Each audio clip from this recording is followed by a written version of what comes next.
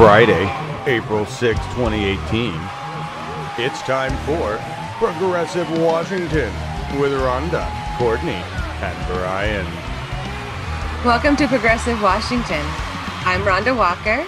And I'm Courtney Love. And Brian Cheeseman is in chat and will be interrupting us with your questions. So be sure to capitalize the word question when you have one in chat, or tag Brian, and he will be sure to introduce your question to us. Yes, I'm looking forward to today's show. We have some fun, not necessarily fun, but some hard-hitting news, some investigative reporting a little bit going on today on what's going on in Southwest Washington. We do have Earl Ford, who is executive director of what's called the Coalition, and we'll go into a little bit of that in a few here. We're going to talk about unfair labor practices and discrimination at Larch Mountain Correctional Center. And then, of course, we're going to have Courtney joining us later, too, to give us all the updates on everything that we got going on, and a little Zipster information, too. If you don't know what that is, you'll find out. So thank you, everybody, again, for joining us on our show. Please share wide, and we would love to have your comments. Please, if you have a question, type out question in big letters so Brian can see that and he can bring that into the show and ask those. Oh, okay. So today we've got, like I said, a guest. It will be centered around the unfair labor practices and discrimination at Larch Mountain Correctional Center in Southwest Washington, and the involvement of the USDA Coalition of Minority Employees Legal Defense and Education Fund. That's the coalition I was talking about earlier, whose president, Lawrence C. Lucas, imparts this timely and accurate message. We must continue being proactive in keeping civil rights issues on the radar screen if we are to succeed in changing a long existing culture of racism, sexism, reprisal, and hostile work environment for those who speak out. Coalition members must take advantage of each and every opportunity to change the status quo. Let's welcome Earl. Earl is the executive director of the USDA Coalition of Minority Employees Legal Defense and Education Fund, which we'll just call the Coalition, I think, from here on out on this show. He's here today to talk about how he and the Coalition got involved in Larch Mountain Correctional Center's ongoing battle between the workers and inmates' rights. Thank you for coming on the show, Mr. Ford. Thank you. I'm glad to be here. How was it that it was first brought to your attention about the workers and inmates' allegation of unfair labor practices and discrimination going on at Larch Mountain? This time, this issue at Larch was brought to my attention over 20 years ago.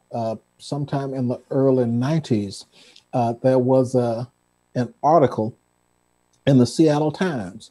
And it had to do more with the Department of Corrections throughout the entire state of Washington. And the article's subtitle was, "What Does the State of Washington Do with Nazis, Skinheads, and Racists?" And that was a quotation, and it said, "It hires them." It hires them. And so that was a friend of mine who was an employee at the time bought me that article. And he said that, and Sid Clark was his name. He said, this is the kind of stuff that the coalition ought to be involved with, because at the time we were just concentrating on issues in the Department of Agriculture, primarily with the Forest Service, U.S. Forest Service, in Oregon and Washington. So we, at that time, asked the national office if we could expand our mission. So we expanded our mission at that time and began to work here in Southwest Washington with Larch. And our basic mission at that time was just to increase the number of minorities and women employed at Larch, because it was a 300-bed prison, and at any one time, 25% of those inmates were people of color. And most of those people of color were African American, even though African American employees only made up 3% of the population in Southwest Washington. And so, and you know, it's the prison industrial complex is well known. And over most of this country, we have these prisons that are located in these rural white communities where with no bus service, you can't catch a bus to get a job up there. You can't catch a bus to visit Pookie when he gets locked up. So it's isolated conditions. And if you look at most of our prisons in the state of Washington, they are like that, in these very isolated conditions. And so that my journey working with Larch began some 20 years ago. And I'll tell you,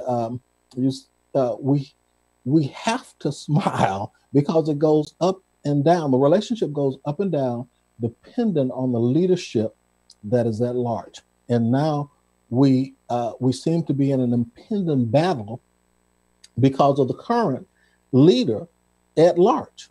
And it has created a very toxic environment. And so we've been working on this.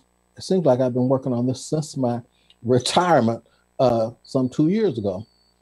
And so that's what started us.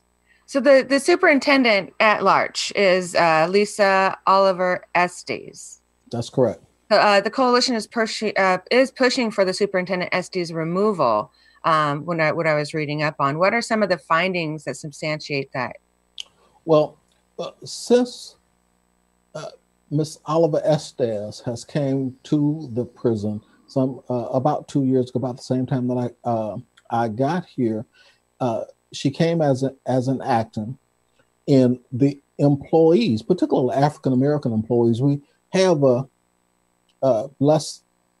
we have very few African American employees there, and 5 of those employees have filed complaints of retaliation, hostile work environment, and just outright racist conditions there.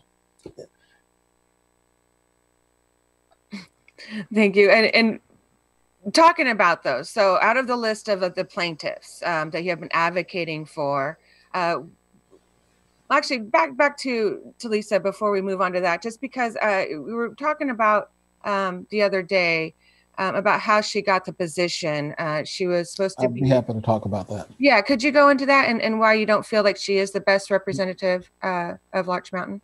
And these are, I have to tell you, I just have to repeat the allegations of the staff. They're both at Larch and at Lisa's previous locations.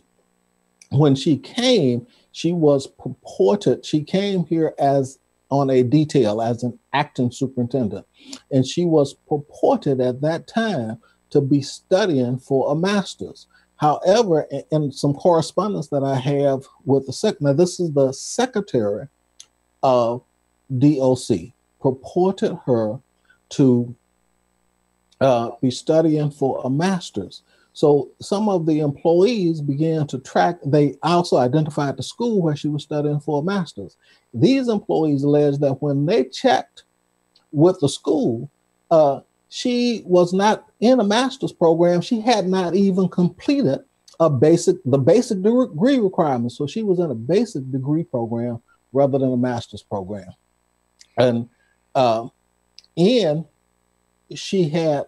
also alleged that Lisa has this history of ill treatment and illegal practices, discriminatory practices against employees, and she was on a 2-week suspension, and they say that she was in Walla Walla. And the interesting thing, the secretary is from Walla Walla. Also, he was at the state pen before he became sometime before he became the Secretary of Agriculture, and a number of his appointees in Olympia and here in Southwest Washington were also at Walla Walla. So there's this appearance of cronyism to the staff. And so since Lisa has been here, things have went progressively downhill for African American employees, and for white employees who speak out against racism. We held, as a matter of fact, we held a listening session back in September of 2016, I believe. And at that time, we did this at Senator Patty Murray's Vancouver office. And we invited state legislators from Clark County, Republicans and Democrats, to be there and to participate in that hearing where they could hear directly from employees. Mm-hmm. Now, every one of those employees had chilling things to say about Lisa and the management staff that she had put together there at Larch. So out of the list of the plaintiffs and who have been advocating for which instances kind of highlight the systemic unfair labor practices that are being utilized at Larch facility run by Superintendent Estes? What I'd like to point out a few of those, but tell you that there's this list of a half dozen employees who used to be employed at Larch that were transferred or something because of a downsizing that was occurring about 5 years ago. Now, the staff has been on the increase, and those employees have been trying to get hired, and they can't get hired. Many of them have EEO complaints at Larch, but perhaps that's for another show. Currently, we have a list, and I highlighted them in a letter to the governor and to this current secretary, of about 6 employees. These are just employees that we highlighted, and I'll tell you about 4 of those. 2 of them are white males who participated in the listening session. And one is a counselor at Larch, and the other was a sergeant at Larch. They are both military veterans and fought in the Iraq War. One of the veterans, a gentleman by the name of Redden, spoke with some passion about how Black employees are treated at Larch by the managers, and I think they said something like the managers, they often heard the use of the N-word, particularly when Sid Clark was referred to. Now, Sid has won the Governor's Award for Outstanding Employee for Community Service, has been nominated several times, has won at least once, but he's also been the union representative for the prison, and Sid has lots of passion. So he has represented all of these folks while he was there in the union, and they said that they often heard the N-word used in reference to him. And Mr. Dutton, soon after Redden, soon after he went back to his job, he has PTSD and is being treated for that condition at the VA center here in Vancouver, and was using flex time to go and for his treatments, I think once weekly. The superintendent refused to allow him to use flex time after he appeared in the session, and demoted him he took a voluntary demotion because the only way that he could go and get the treatment that he needed was to go on a different schedule, because he couldn't use flex time on his schedule as a sergeant. So he was demoted from that. He was also the teaching people how to use firearms. The firearm instructor would no longer allow him to be a firearm instructor, although he had been approved for that. Another gentleman, Mr. Philipponis, applied for, was a counselor in a similarly situated position as Mr. Clark, and he has applied for, I think he said, about a half dozen jobs, and has been passed over in one case, for a white officer who was an officer who had been in a temporary position for 6 months as a counselor. Mr. Philipponis has been there for about 10 years, had set up the program that he was applying for and was passed over by a person that had been in the job for 6 months as a learning position. We used to have, I think the number upwards of 3 Black sergeants at the prison. We never had a large number of people, but we had 3 Black sergeants. We were down. One sergeant went to another program because of discriminatory acts. And the last sergeant there was Sergeant Brown.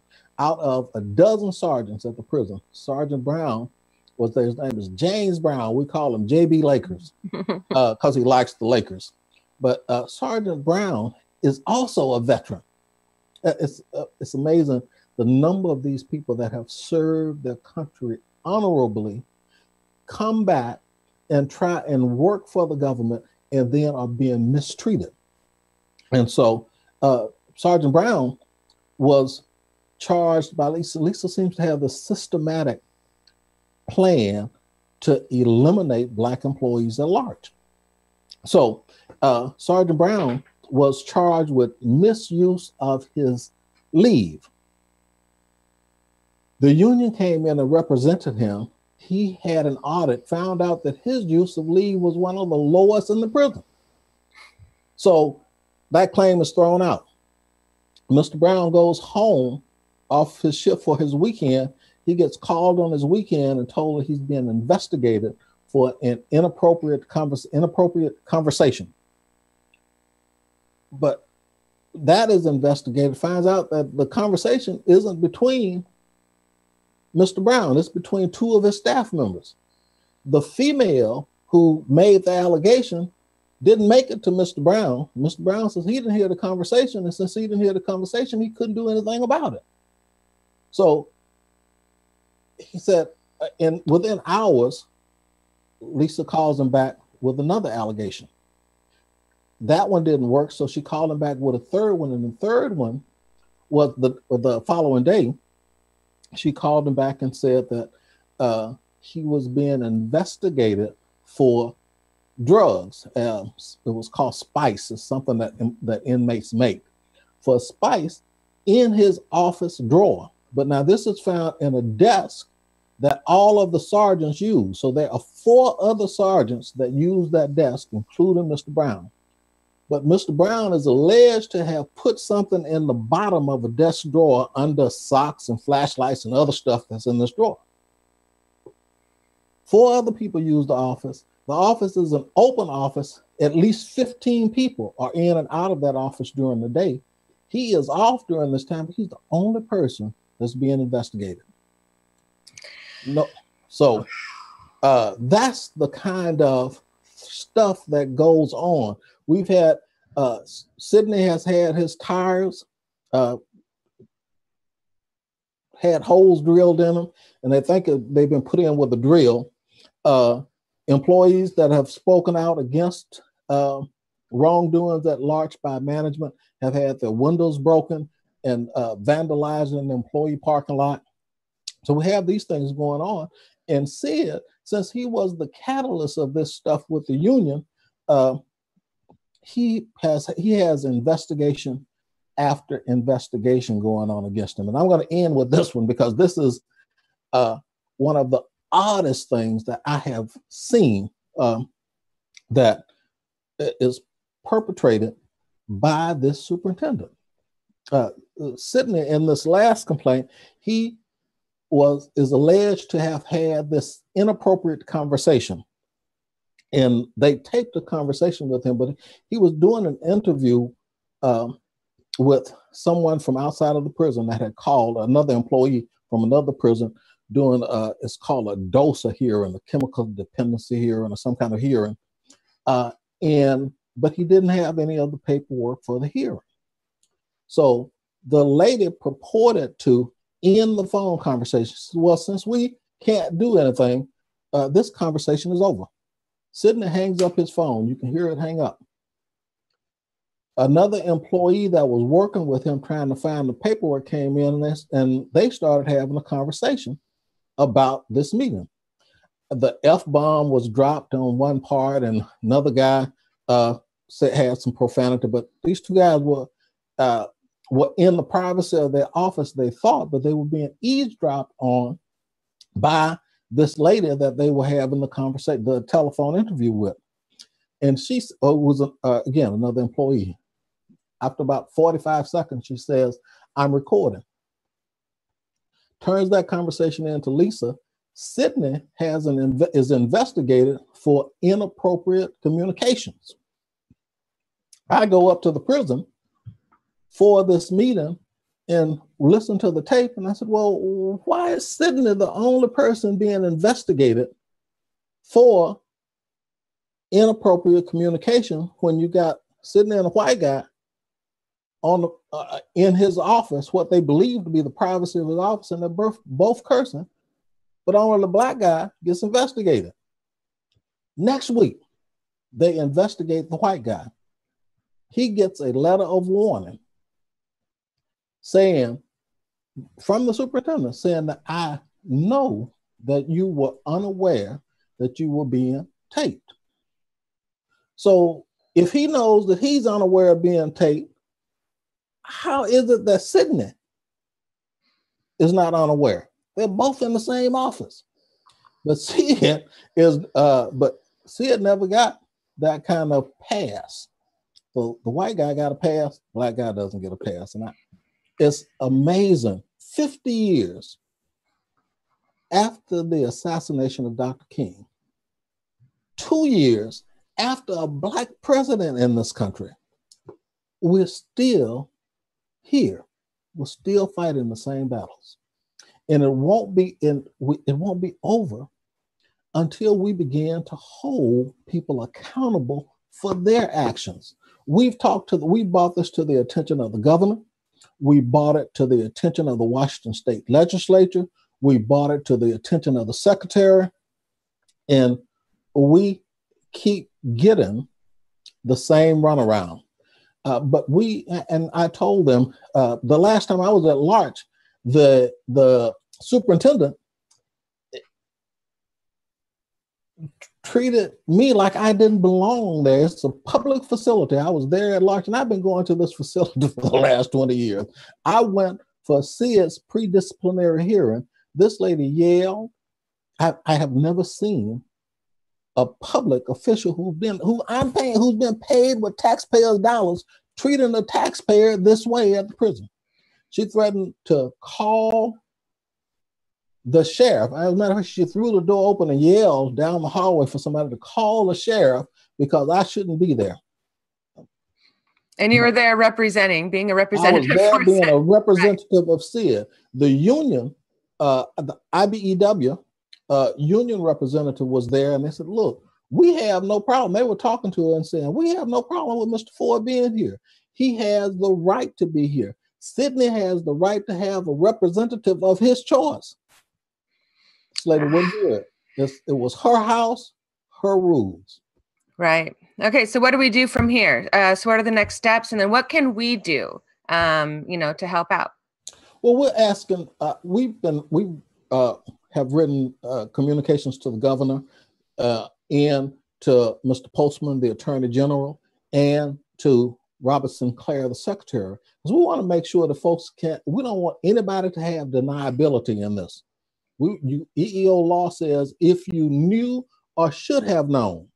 So what we are asking concerned citizens to do is to write your legislator, to write the governor, to write the Attorney General. I'm sorry, David Postman is the Chief of Staff, but to write your Attorney General, Chief of Staff, and let these folks know that you are aware of the conditions at Larch, and we'll tell you that these conditions exist in other DOC facilities around the state, and even we believe, because we are hearing from employees around the state. So we want this message to get out. We sent out a news release to every community that had a DOC facility, and we've asked people to let us know about conditions at their prison because we're entertaining a class action complaint. So contact your legislators and other elected officials about what's happening at DOC.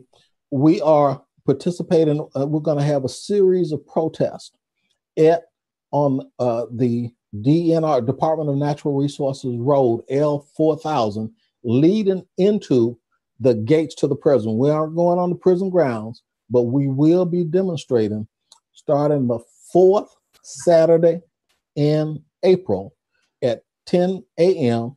till 2 p.m. So we're asking folks to come through. We're going to have signs making sessions. We'll be demonstrating there, asking for the removal of this superintendent.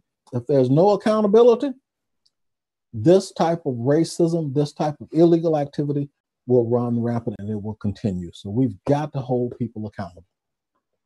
Oh, that's absolutely true. Thank you. I want to check with Brian just to see if there's any questions out there. Yes, we do. So hello, everybody. Just my voice today. Question from Oz is, Earl, have you had any positive responses from any of the prison oversight entities, Governor Inslee or Patty Murray, that will follow up on the claims made against Larch and Lisa Estes? Patty Murray's office has followed up with the EEOC, and they've let the EEOC know that they are aware of these investigations and that they are supportive of the investigatory process moving forward. And they've asked to be kept aware. They've been asked, EEOC, who's located here in the state of Washington, a federal entity located here in the state of Washington, has been asked to keep their office informed of what's going on here. We have heard very little from the governor, but from what we've heard very little from the governor. From what we understand is that it's been passed to the secretary. Now, but the secretary, I've gotten several letters from the secretary. The last one accused me of being at the prison pretending to represent the Vancouver NAACP, pretending to represent. Now, I've been the president of this local branch of the NAACP for 10 years. I'm a past president, I'm not the current president. The current president and I'm a current member of this branch. I'm a life member of the NAACP as a national entity, hold 2 life memberships. And so what we saw this as, and I have a very good working relationship with the current president. As a matter of fact, I recommended and encouraged her to run for this office. But we have a good working relationship, and we will not become a victim of this divide and conquer type of effort that the secretary seems to run. They try and use the NAACP for shade.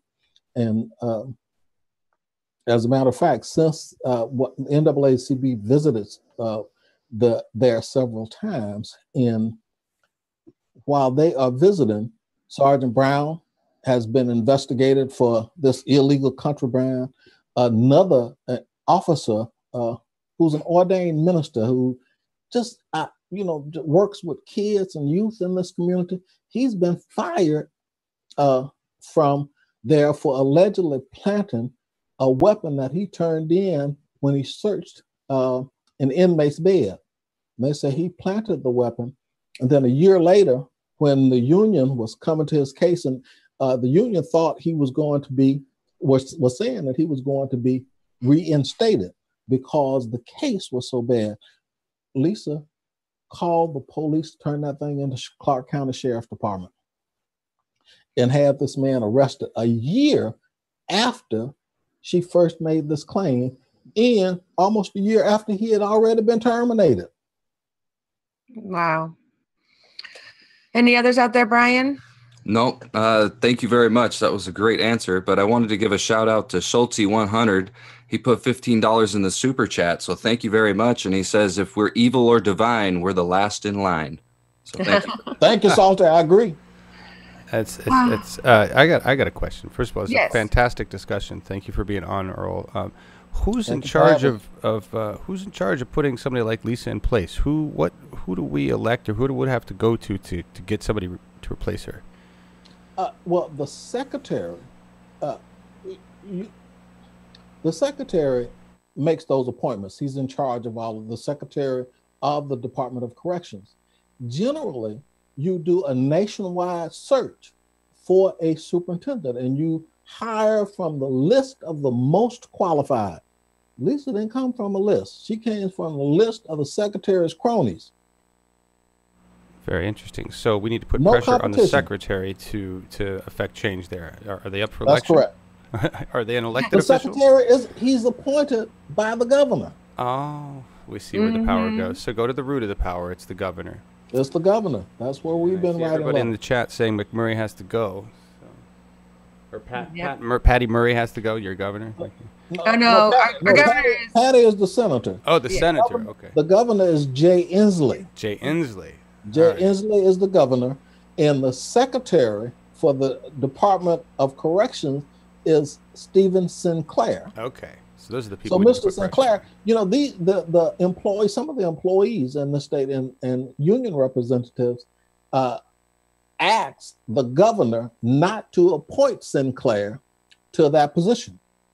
And they were adamantly opposed to having Sinclair in the position because he and the group of folks have been around Larch for, been around the Department of Corrections for a long time. And there has just been the history from the superintendent and his assistant secretary, the previous superintendent, assistant secretary. There's a long history of what questionable endeavors. Awesome. Thank you. Thank you again for coming on. This is something we definitely want to follow and make sure that we update everybody on the progress. Thank you very much for hearing from us, and for your listening audience, thank you for listening to our pleas here in Southwest Washington. Thank you so much. Yeah, all your work, man. Just for Wow. me. Thank you for doing all your work for decades. We know that racism exists. We know that our law enforcement across the board is rampant with racism. So we got to attack it at all levels. Thank you. Thank you. Thank you again. Good day. Oh, all right. Let's bring Courtney back into this mix, shall we? Courtney's got actually a bunch of stuff she's going to bring to you today. The really exciting is her new Zipster, the Zipster talk. So are you ready, Courtney? I'm ready. Thank you, Rhonda. You think being a hipster is cool? Try being a Zipster. We have been talking about how to get more people involved. And I think it's important that we first have a little language discussion. We have precincts, legislative districts, and congressional districts. The legislative districts elect state level officials, while the congressional district elects federal level officers. Now, as I mentioned, the precincts, well, what the hell is a precinct? One of the several districts into which a city or town is divided for voting. And within a precinct, you elect a precinct committee officer. And I'll say a little bit about that at this point. That is the lowest level of elected official that you can run for. So lowest level office. So the thing is, most of them are unfilled. So if you just apply, you're usually in. You can even be appointed. You can even be appointed to an empty PCO position in a neighboring or nearby precinct if they don't have a precinct committee officer, but you do. But nobody knows where their precinct boundaries are. And so let's work with zip codes. We want you to do this work of a precinct committee officer, but within your zip code. Because even I, as an enthusiast of politics, I know a rough idea of the outline of my precinct, but I don't actually know the lines. However, there are multiple online resources where you can get the physical boundaries of your zip code. And one of my favorites is statistical atlas. Sorry about that. And you can find the link for that in the show notes. Well, we want people to, you'll also find a link to our Action Network form where you can sign up. And I've added an answer or a question on there, a box for you to mark. Would you like to be a Zipster? Which is equivalent to, for us, to being a PCO. What we want from you as a Zipster is that we ask you to build a team of neighbors that will help you with sign waving, door knocking, and signature gathering within your neighborhood. Now, some zip codes are very small and some zip codes are fairly large, especially in my congressional district, the 6th, because we have a lot of coastal area and Olympic mountain space. And so the space covered is larger. But we still, sorry, even with the large space, the number of people you have to outreach is not that very many. So zip codes are very manageable despite geographic size. So we need you to come and help doing that. Each of our congressional candidates needs attention drawn to them through volunteer work. Monetary donations always help, but I know that I have more time than I have money, and we ask for those who are in the same boat to give more of their time. So go find, 4 blocks from me is my biggest intersection. I can go down there. I have 20 minutes. I can go down there and 100 people will see me, more than 100 people. I do live in a high traffic area, but you get people to see the names of your candidates or the names of your causes. And right now, we are currently gathering signatures for I-1600, the universal healthcare petition in Washington, citizens petition, and congressional district candidates. So we need a lot of help with the congressional district candidates. And we suggest looking into your LD candidates, your legislative district candidates, to help them as well, as we are just starting to vet state level candidates. And of course, don't stop there. City level candidates, county level candidates, all of that. Look within your areas, vet your candidates, refer them to us for vetting. But we trust you. If you talk to your neighbors, they're who's running in your area, are your neighbors, talk to them, make sure their priorities align with you, and start helping them. So I'm in the 29th LD. It crosses over 2 districts, congressional districts, 10 and 6.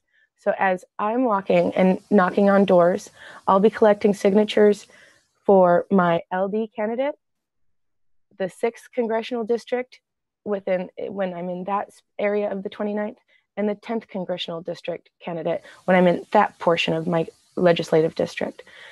I will also be collecting I-1600 signatures, and I will be looking for other people to get involved as well. So it is gathering signatures, spreading information, and recruiting people to help.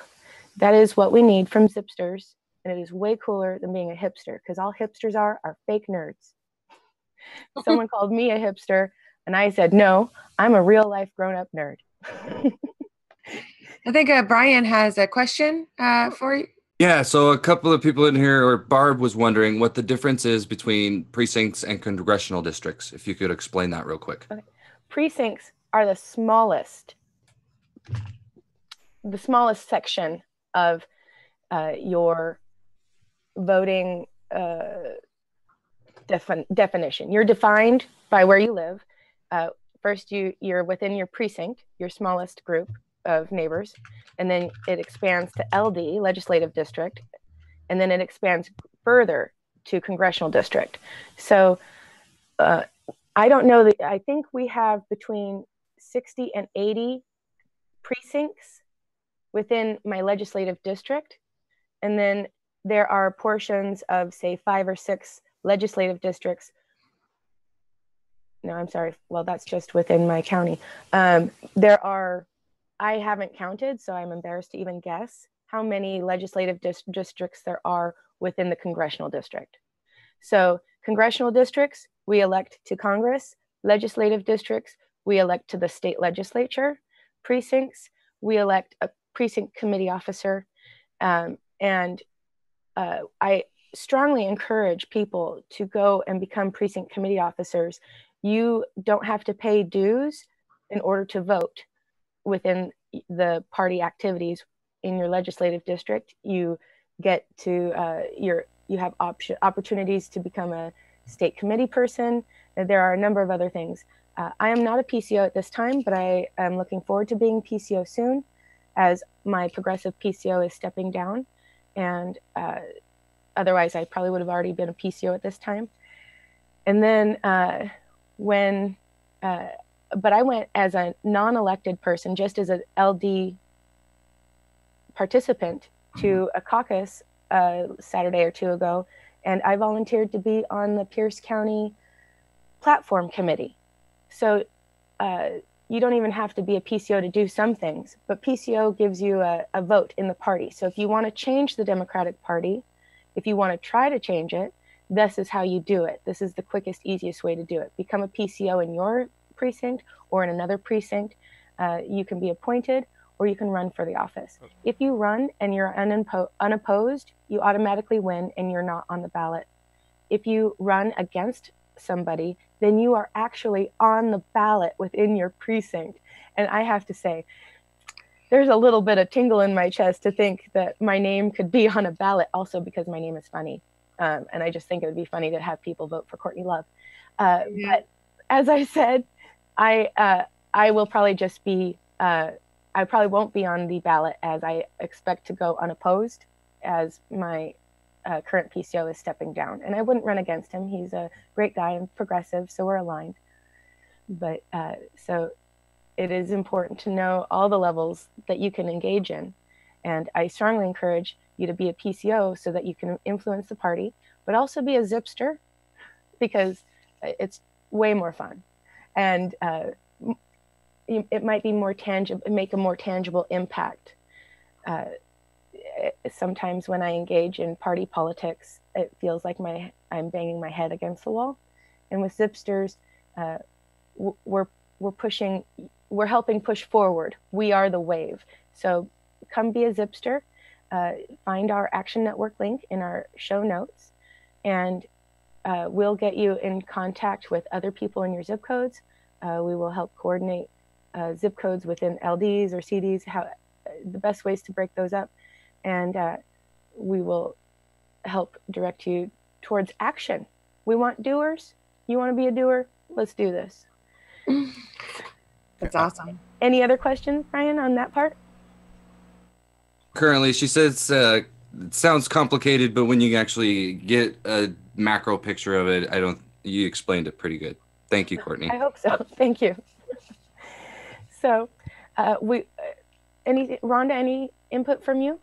Well, I ran as a precinct committee officer in 2016, and I was on the ballot. It was beautiful to be named on there, and I won.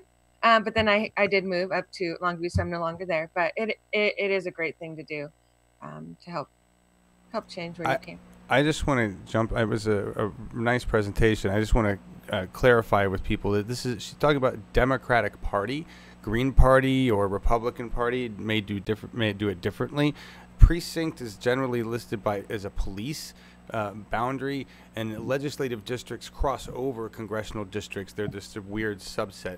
But in terms of, you were talking specific party, Zipsters is something you can do that's non-party affiliated. You just go out and do that.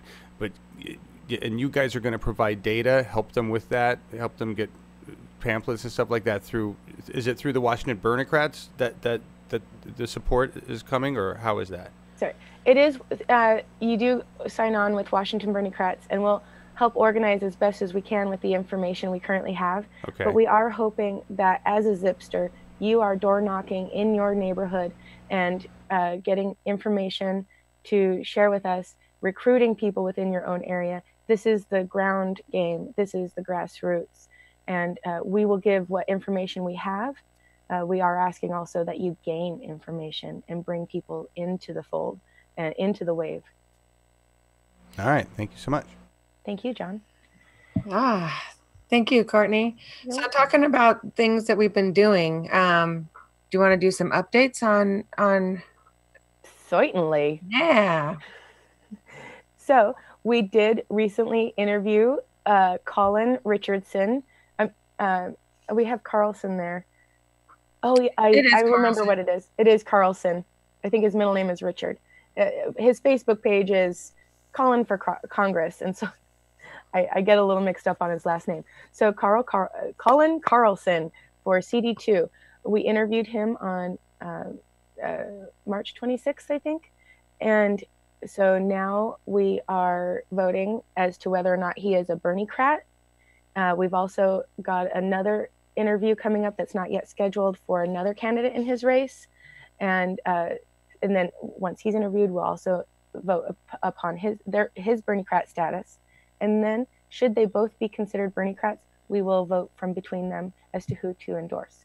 So look up his vetting information on our Facebook page, and we're excited to have you participate in our endorsement process. And then we... the fossil fuel, shutting it down. So I went to the event last night celebrating this. The largest oil terminal in the history period was shut down in Vancouver, and it was due to coalitions coming together. It was a beautiful thing. And now they're all working on that new carbon tax bill 1631. So we're going to be doing an interview with them so they can explain it all. And then we're going to vote to see if we're going to be able to get behind that as well as a group and go out and gather signatures to put that on the ballot. Oh, that's so exciting. I can't wait. And then that will be one more thing Zipsters can carry with them as another signature board. You get this one signed, you get that one signed. Collect signatures for your CDs, your LDs, everybody. Everybody gets a signature. Then, so we did do a No More Fools Day with Uphill Media on April Fool's Day. That was fun. It was fun.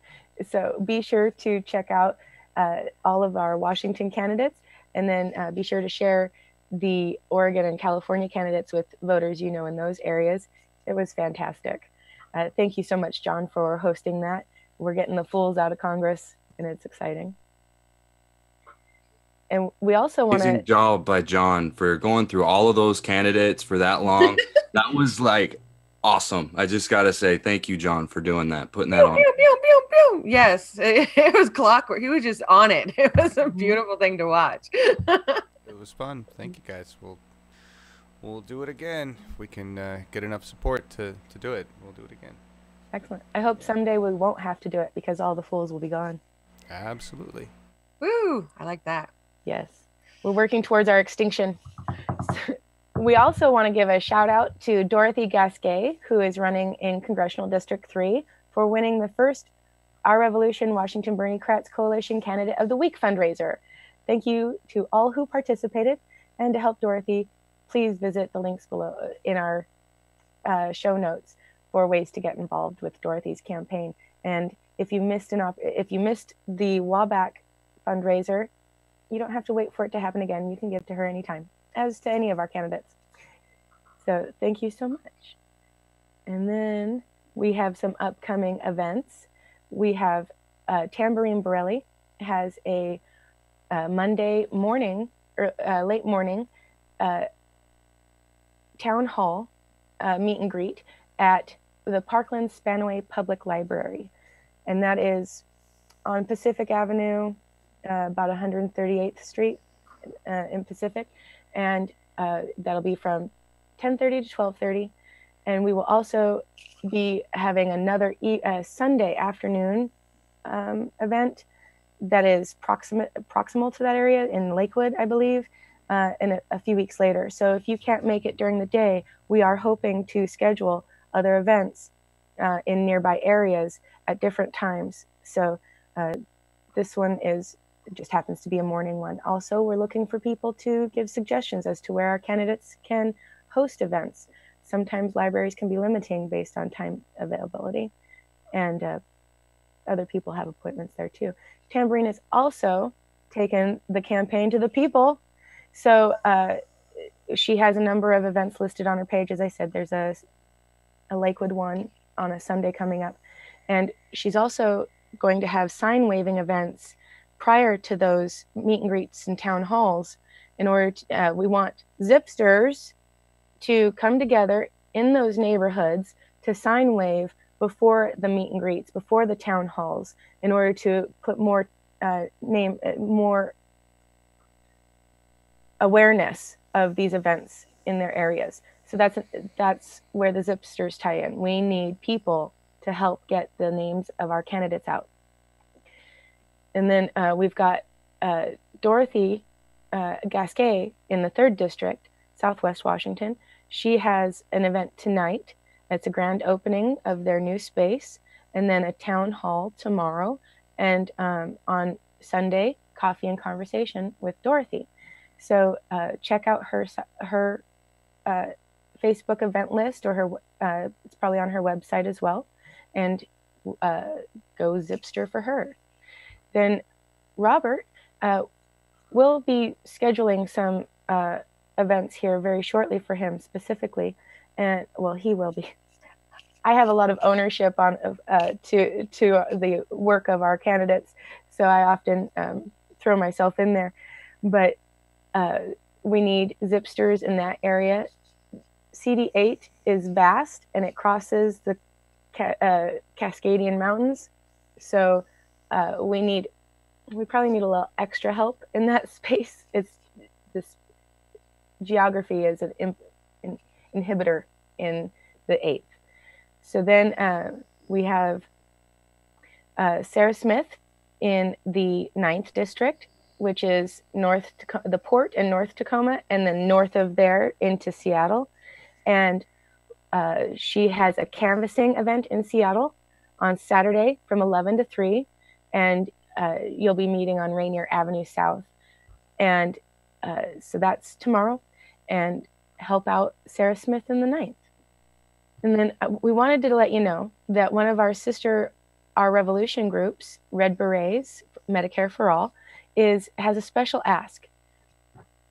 Please call the senators and ask them to co-sponsor Senate Bill 1804, which is the Medicare for All bill that's in the Senate, and ask them to literally sign the petition for I-1600 boldly and publicly. They need to use their influence locally. If they should be registered voters in the state of Washington, which makes them eligible to sign the I-1600 petition. By refusing, their message is far louder. It's not the kind of message they want to put out. So encourage them to sign I-1600 and make it known to their constituents. They need to take a public and bold stance in support of this. And actually, we've got an announcement for I-1600 that we haven't been able to do yet. So we've got a big announcement. So Our Revolution National has officially endorsed I-1600 here in Washington State. Yay! So we've got National's backing, and so just watch out on what's to come. We're That's right. getting everything together. So thank you, National, Our Revolution. We needed this. Absolutely. Our Revolution National has endorsed it, and Washington State Democratic Party has endorsed it. So there isn't a Democrat in the state who has an excuse not to be signing this petition. Or gathering signatures themselves. Oh, all right. Please, yes.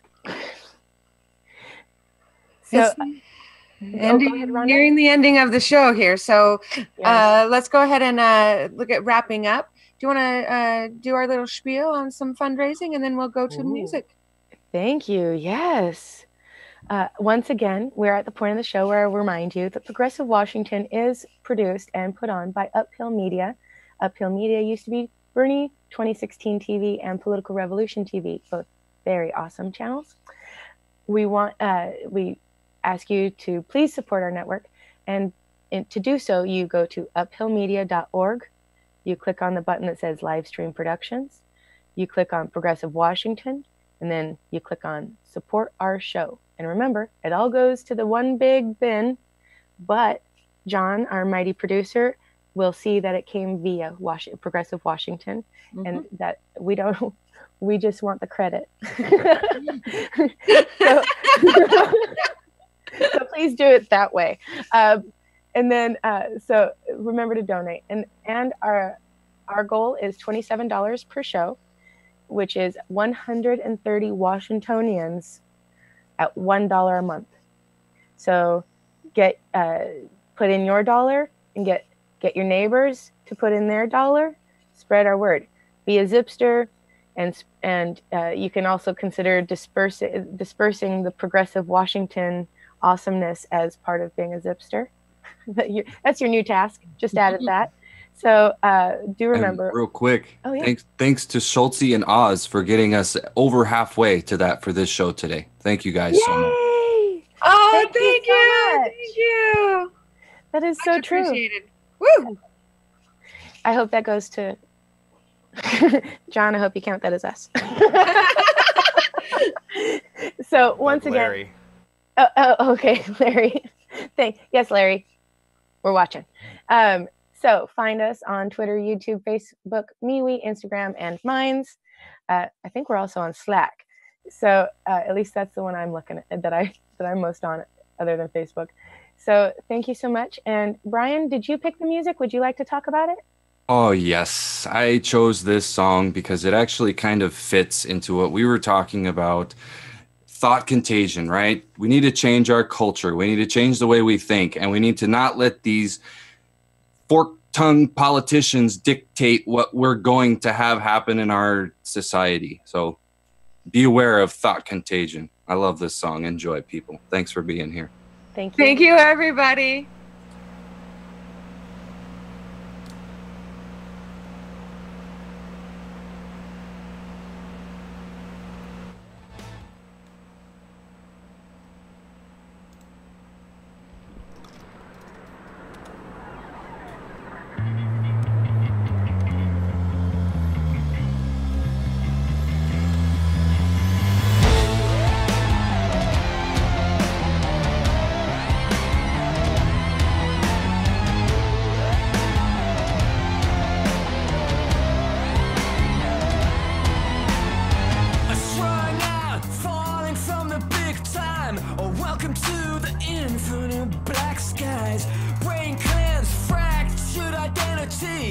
Fragments of scattered debris.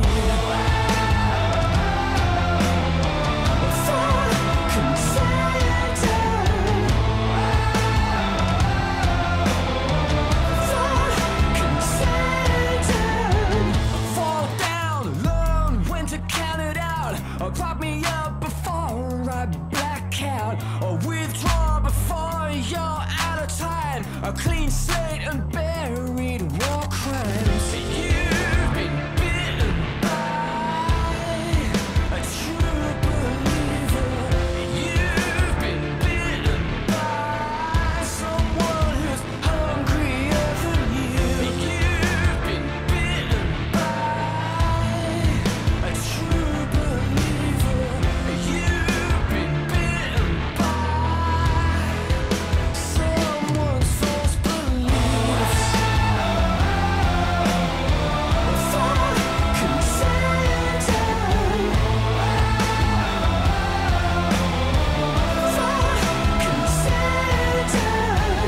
They'll never do what you want them to. Give it up and watch you break through. It's too late for a revolution. Brace for the final solution.